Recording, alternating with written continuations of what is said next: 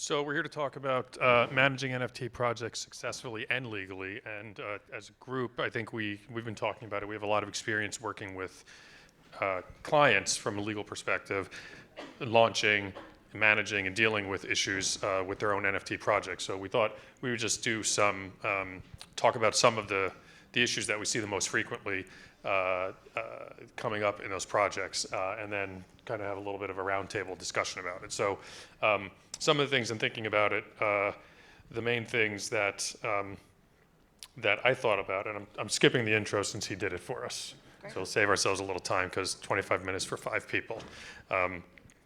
So look, one of the things I'm sure you've heard a lot about if you've been sitting in on these panels all day that you need to think about is the securities regulations and whether they apply to your project. And I'm not going to spend a lot of time going into that because there are other panels talking about that specifically. However, it is important to keep in mind that that's a continuing thing that you need to think about. The main focal point is at the point of issuance, but something you can do things after the fact that relate back to your issuance. And a good example is something that came up in the Dapper Labs decision that I think is very easy to remember and think about, to kind of burn in your brain as you're doing this, because it really seems like such a small thing. And that was the use of emojis in tweets, and only a handful of them where the project tweeted about some of the secondary market sales that were going on, and really just stating the facts. It may have even been kind of bot-like, but the facts of the sale and the amounts, but including rocket ship, stock chart emojis, and like money bag emojis. And those were factors that the judge found significant in holding that the allegations of the complaint stated a violation of securities law. So don't think that just because something seems like not a big deal or everyone's doing it, you really need to vet your marketing language. And it's not just your project. Keep in mind that it could also be if you have a Discord or a community and you're giving people in that community moderator status, it may appear to the world that they are speaking on behalf of the project or your entity, and what they say could also come back and haunt you or bite you. So you need to have rules and sort of not necessarily training, but if you're going to give people that a status that gives them a voice or speaking on behalf of the project, make sure they know what to say and what not to say. And some of those may be things you should be discussing with your lawyers. Those, emojis, being an example, but also talking about things like, making money or, expecting profit or things like that. A couple of other things that seem pretty significant to me that I see getting missed. Make sure you're documented properly, right? Most people now view NFT projects as a business. So have an entity, have contracts with your independent contractors and your vendors, your developers, your artists, or if they're employees, make sure you're documenting the fact that they're employees. Ideally, from an intellectual property perspective, if someone's an employee of yours or your company, anything they do or create is a work made for hire, and your company is the original owner of the copyright in that material. You can still get that ownership in a work for hire agreement with an independent contractor or through an assignment or license. But something important to keep in mind is that if something's not a work for hire, if it's an assignment or a license, after 35 years, the original creator or the original creator's heirs, in many circumstances, has the ability to revoke that assignment or that license. And NFTs are immutable, right? So these are things, if you're successful, they could still exist 35 years from now, and all of a sudden those rights could get pulled out from under you. So documenting that stuff is really important, and it's something that I've seen as a misstep in various projects.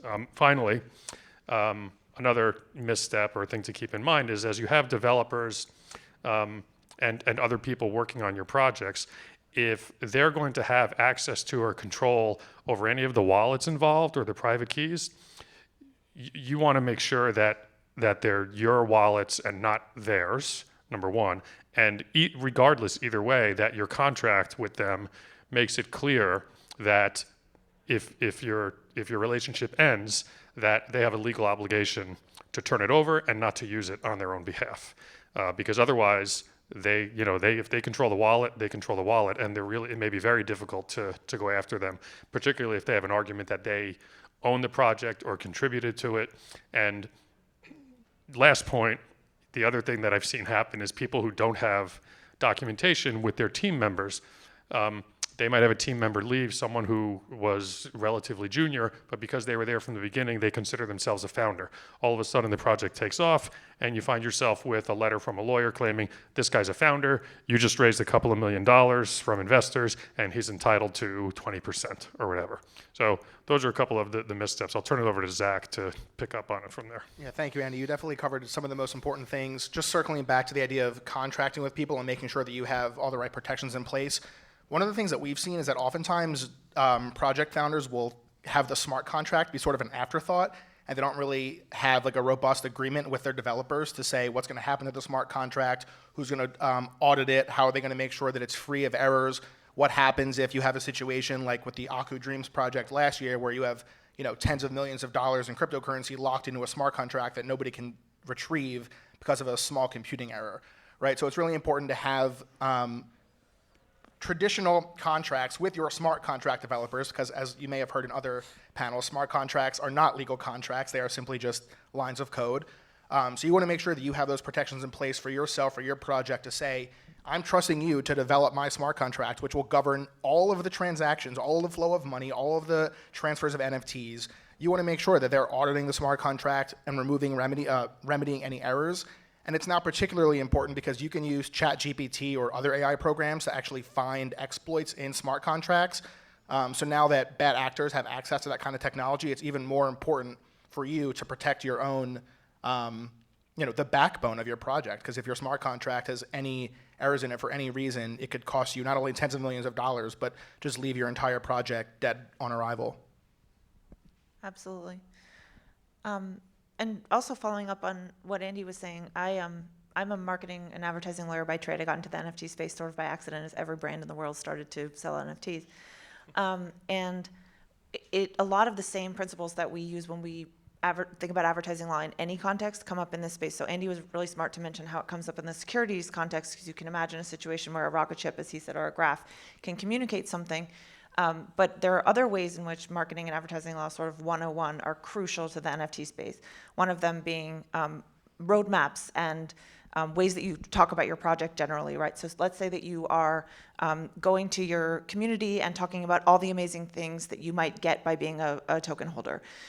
Some of that stuff might be in the works or be aspirational, but to the extent that you're communicating to consumers something that might be material to their purchasing decision, that's the legal language that we use, material to their purchasing decision, that is something on which they might rely and spend money. And because of that, you could then be held liable to the extent that you don't make good on any of those promises. We saw the Logan Paul case, which I've sort of been screaming for years doing this work, like, this lawsuit is coming, the rug pull case has to be there somewhere. And finally, we got it. Obviously, we had the Frosty's DOJ case as well, but we finally saw the class action that I was hoping for. Not that I wanted anyone to get into trouble, but I wanted the guidance to the community to show that, for those that don't know, Logan Paul had a very significant NFT project that promised tickets to a metaverse, entry into all sorts of individualized experiences. And then eventually he was like, sorry guys, I'm stopping the project. It's just not really like what I wanted it to be. And consumers sued and said, I bought this NFT in reliance on the fact that you told me that I would get all these things, and then they never came to fruition. So the sort of quick guidance for all of you is the way that you communicate with your consumers, even if you're not doing something in a sales deck, even if it's a tweet, even if it's an Instagram post, even if it's someone on an Instagram live hyping the project, all of that could be considered something on which a consumer might rely to spend money. And so we think a lot about how dangerous that is, and to only really talk about things in stages when you know that you might actually be able to give your holders anything of value. Yeah, and I think what you just said, and weighing in on the EU side and European law, I guess that applies the same, like mutatis mutandis, to every jurisdiction. But I think one of the considerations one must have is in which jurisdiction are you going to issue those tokens? Specifically, if they are NFTs, are they excluded or not from regulation? There's a an idea that these are excluded just because they are NFTs or because they are tokens issued under an ERC 721 contract, but that's not the case. So there's a substance over form that is applied by the regulators, where if that token is not is fungible, so it's definitely not an NFT from a substantive side, deregulation will still apply. And that's something that one should be attentive for, and also for the communications to the public or to the potential investors. Right now, in the European side, we have only AML and CFT regulation applying to crypto assets, and that leaves out NFTs, which are non-fungible or unique in nature. So in which I would say the best test would be if they have a similar value between each other, they're probably fungible between each other. If they are unique in the sense that one would not be tradable for one another in the same value, probably those are unique and non-fungible, so probably would be left out of regulation. But as we're currently seeing, I mean, NFTs in large collections are the most popular, and there's a clear discussion around whether these fall or not outside of European regulation when they're being marketed to EU consumers.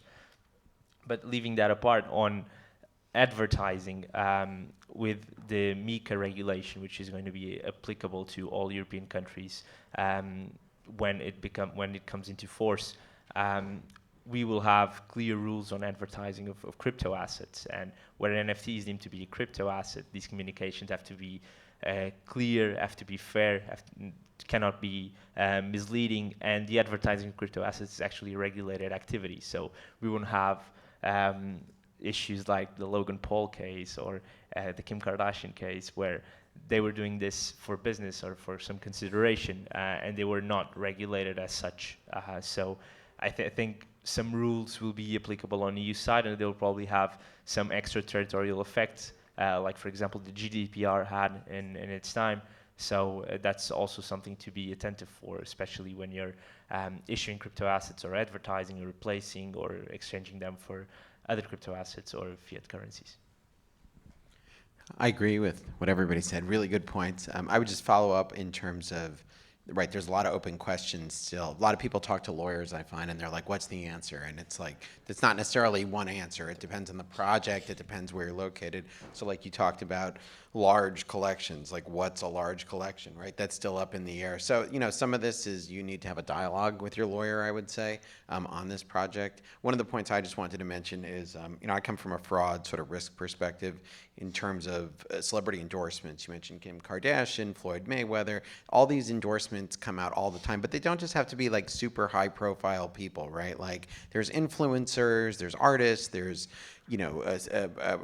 people who work in the music industry, and there's a lot of cross collaboration or airdrops or gifting of NFTs, and what those people say about your project or project you're affiliated with can have a lot of consequences, not just in terms of emojis, but in terms of like, hey, it's going to be great. We're going to build this great metaverse for my character down the road. It's like, okay, are they putting specifics around that? You might be aligned with what they're saying, even though you didn't tell them what to say, right? These people get on the microphone or on Twitter and they say all kinds of things. So you kind of have to really be careful about that. And even though we're talking about NFTs and crypto and blockchain, there's a lot of well-established law from things like the Federal Trade Commission in the US about clear and concise guidance, what you can say. There's a lot of free resources. A lot of startup projects don't necessarily have the money to hire attorneys like this. So you can start there and then go to your lawyer being a little more educated, right? In terms of what you can and can't say, the disclosures you might need. And the other, you made a really interesting point about smart contract auditing. My perspective, if I deal with any client, is we're going to be sued eventually, right? Your project will be sued eventually, right? So even if you can't plug up every hole in a smart contract, right, which not everybody can, if you spend the money to get a smart contract audit, right, at least you, and once again, depends how you view this term, but you made a best efforts, right, to try to close some sort of hole, right? So if you're in court or in front of a regulator, you can say, look, I hired this firm for some of these smart contract audits are not very expensive, and they'll come in and you did something, right? And you have a leg to stand on legally. So there are all these types of things that I think are just worth considering. Obviously, we're all coming from a legal perspective, but just from a business perspective or a project, I think there's a lot of little things you can do up front that might help. The other thing, NFTs are changing, right? There's like dynamic NFTs, and so what you sell me today might be different than what I get in the future. That can create a lot of legal issues potentially, not just in terms of the previous panel talked about like loot boxes or that type of stuff, but just the way things change. So, I would not view the lawyer as the enemy here, which is what all lawyers will say, but just to try to really, they can be consultants in terms of how to roll this out, particularly when you're dealing with an area of the law that's evolving, both in Europe, the States, et cetera.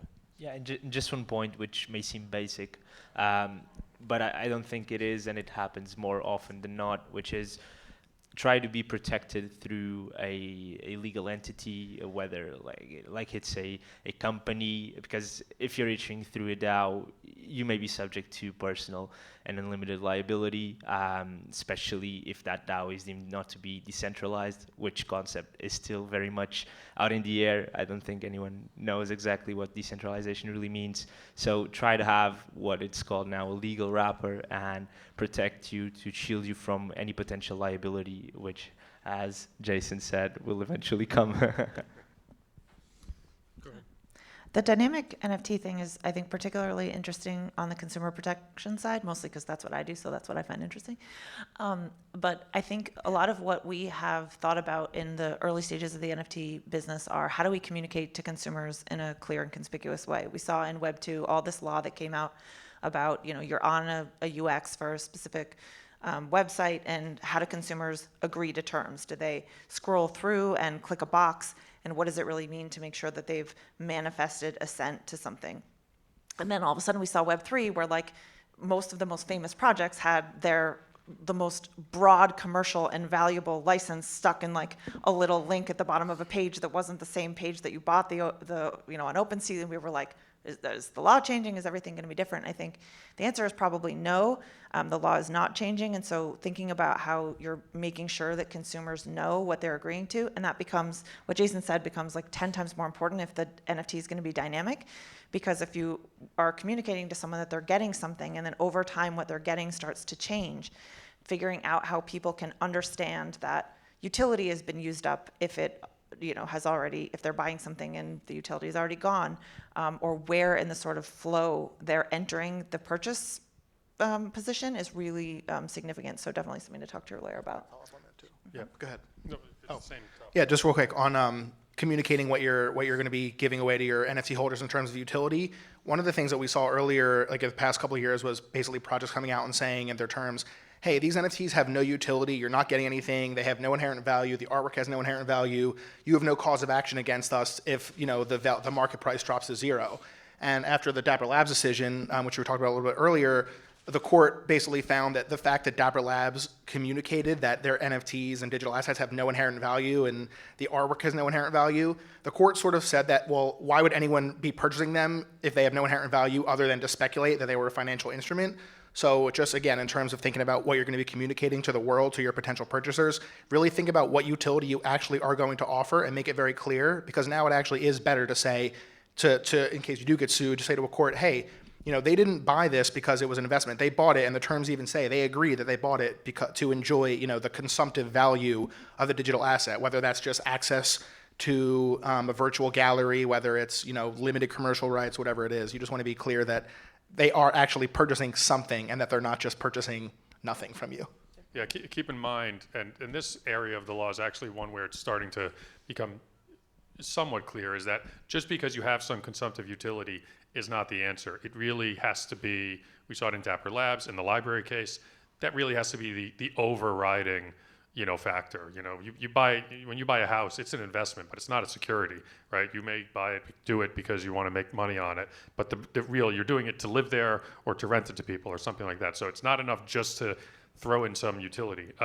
The other thing I wanted to mention that I thought of, which is a little off topic. Well, first of all, on the celebrities, influencers, celebrities, you can do it, you can use them, but there are specific disclosure rules, right? So you have to think about the FTC guidelines with endorsements and the SEC anti-touting rules, which, are Kim Kardashian, obviously, the other examples we said, if they had disclosed the affiliation and the compensation and the amount and all of that, there probably wouldn't have been a violation. So you can do it. You just have to be very careful about it. One other subject that I think a lot of projects, think about, and I haven't actually heard of this coming up yet. I don't know if any of the rest of you have, but the gambling and sweepstakes laws. A lot of NFT projects do giveaways, like in their Discord and things like that. In the U.S., that is regulated on a state-by-state basis. We have 50 different sets of rules about it.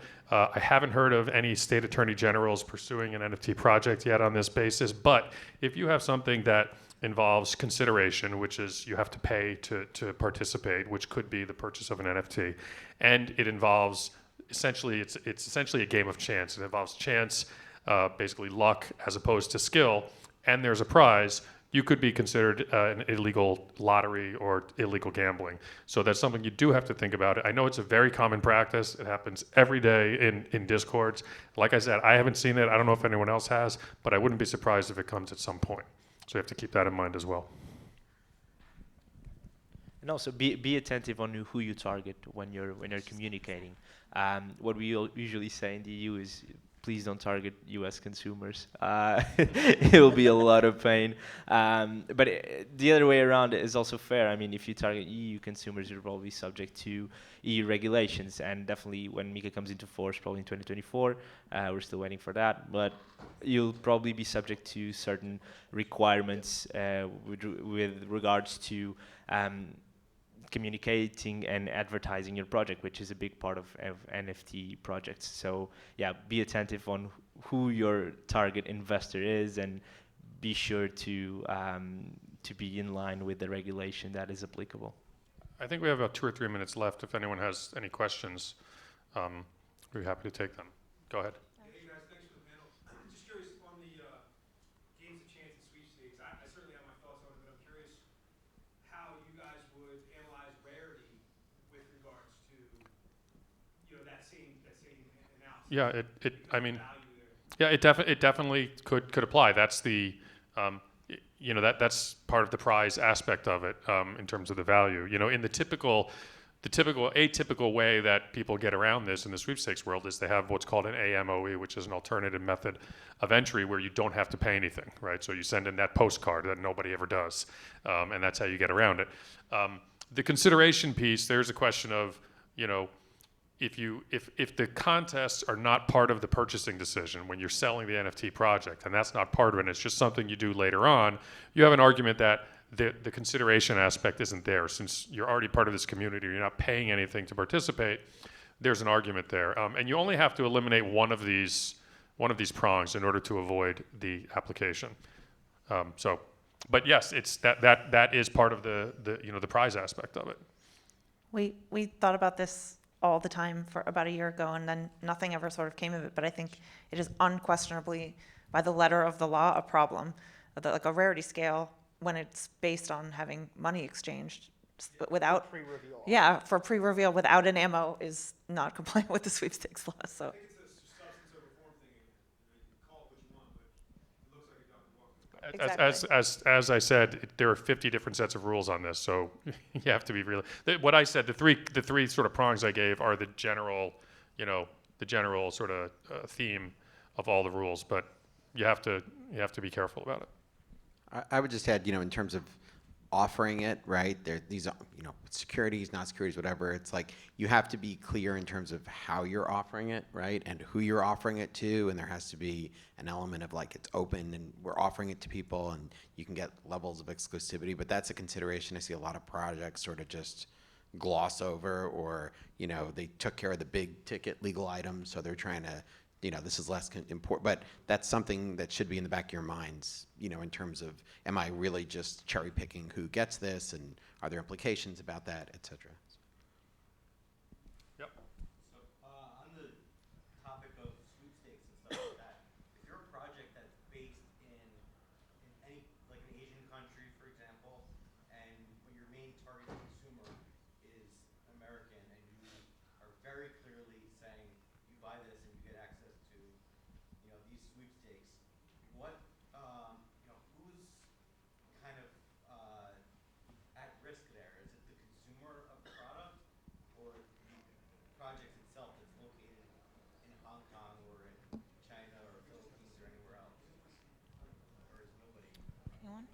I think, well, I wouldn't say nobody. Yes, there may be. So you're saying, look, I don't care if the state of Arizona Attorney General, fines me my project $1 million because I'm not there. But then you might be at some point in the future. You might have a judgment against you. It could, there could be someone in your chain. You might have some developer who is in the U.S. and they could get caught in that firestorm. So it is a good question because there are jurisdictional issues there, right? The state of Arizona doesn't have jurisdiction over someone who's in Hong Kong, but I shouldn't say that. They actually do if you're reaching into Arizona and selling to the people there. But whether they can enforce a judgment against you or reach your assets or do anything, that's an open question. But 5 years in the future, you may have something going on in the U.S. or you may open a bank account in the U.S. All of a sudden, there's some judgment from 5 years ago, and your bank account gets frozen because they put a garnishment notice on it. So you could try to work around it that way, but from a legal perspective, there's a lot of risk there, and that's part of what we're talking about here. Like, this is an area where there's a lot of places where there's not a black and white answer. It's a risk assessment, and that's what, when you talk to people like us, we will tell you, this is on the lower end of the spectrum of risk, this is on the higher end of the spectrum of risk. And there are some things we'll say definitely don't do that, right? There are, unfortunately, relatively few things that we can say, yes, this is absolutely okay, because there's not clear law on it. Yeah, I mean, and we're speaking US, but if you're, for example, targeting the UK, for example, if you're targeting UK consumers or UK, anything in the UK, you'll be subject to the financial promotions regime, and you'll be subject to being registered there. And if you're not, that leads to liability. And so, I mean, it doesn't matter if you're in Hong Kong or anywhere else in the world. Right now, there are conventions about the enforcement of claims and jurisdictional aspects all around the world, so you'll probably get caught on that. So I wouldn't advise doing that. Yeah. Sorry. One more question. Go ahead. Thank you. As an artist and a former litigator, one of the things that I am struggling with when I present my work is to what extent you can manage expectations of potential collectors when you're dealing with a platform specifically where you're listing your work. The smart contract ain't that smart, as we know. And aside from the general description and maybe the comment section of the smart contract, I find that there's a real void with the opportunity to explain exactly what a collector is and is not getting with your NFT. Yes, I think we struggle with the same thing. A lot of people on the tech side that we work with say, well, we'll just embed a link to the terms in the metadata, and it's going to be this perfect solution because it's going to travel with the NFT forever. But from a legal perspective, as someone I think already mentioned, the rule for making sure that people saw something is clear and conspicuous, and embedding something in metadata is hardly clear and conspicuous. So I think the answer is we don't have a great solution. I mean, my dream is that, one day someone will build an entire user interface that's completely interoperable and is, meant for lawyers to have all the checkboxes that they want. We're not there yet, obviously. So it will probably take some sort of a lawsuit where someone argues that they weren't aware of something material. And I think given the way that most of us are marketing our projects, they will have a pretty good case.